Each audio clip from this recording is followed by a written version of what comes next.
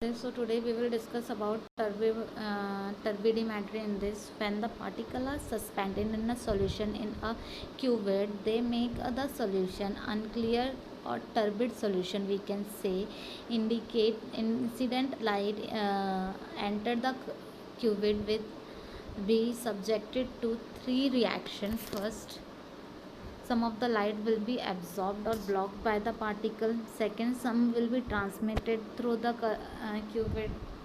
Third, some will be scattered in the various directions. So let's see what is turbidimetry. Turbidimetry is involved with measuring the amount of transmitted light and calculate the absorbed light by particle in the suspension to determine the concentration of the substance in question.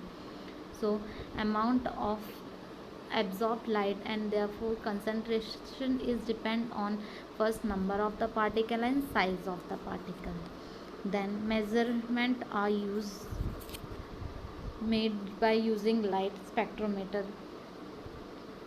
Then the clinical application, determination of the concentration of total protein in biological fluids such as urine and CSF, which contain small amount of protein using the trichloroacetic acid. Determination of amylase activity using starch as substance. The decrease in turbidity is directly proportional to the amylase activity.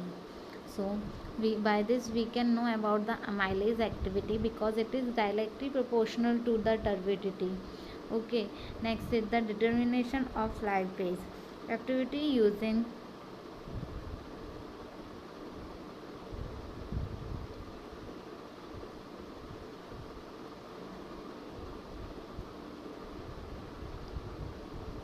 triglyceride as substance. The decrease in turbidity is directly proportional to lipase activity.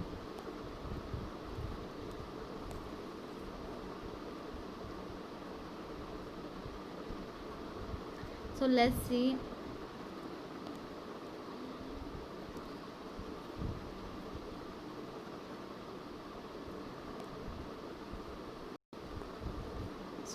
how we will select the wavelength. If both solution and suspended particle are colorless, then use any wavelength in the visual range. If the solution is colored with the particle are not colored, then use a wavelength that give minimum absorption of the solution. If the particle are colored and the solution is colorless, then use a wavelength that give the maximum solution with the particle. If both solution and particle are colored, then use two wavelength, one that give minimum absorption of the solution and the other one maximum absorption of the particle. So you can see the systemic diagram of the turbidimeter. So here light source is here, monochromator is given here, then cuvette with suspended particle and photomultiplier tube, then meter for know about the turbidity, how much turbidity solution is present. So here we have completed the turbidity. For any query you can comment below. Thank you.